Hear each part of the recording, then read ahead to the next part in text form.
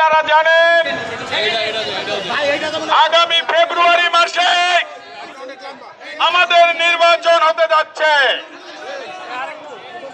সেই নির্বাচনে ঢাকা 18 আসন আমরা আমাদের প্রাণপ্রিয় নেতা,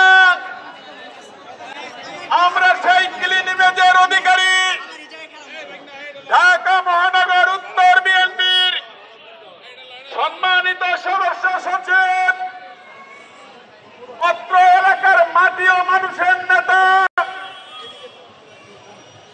সকলের প্রিয় বাজন নেতা, সুখে দুঃখে যাকে আমরা সব সময় পাশে পাই, সেই প্রাণপ্রিয় নেতা হাজী মোস্তফা জামান।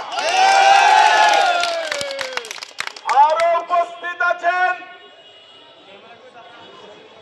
ঢাকা মহানগর উত্তর বিএনপির সাবেক সদস্য, এয়ারপোর্ট থানার গড়ার আরেক কারিগর আলাউদ্দিন সরকার টিপু।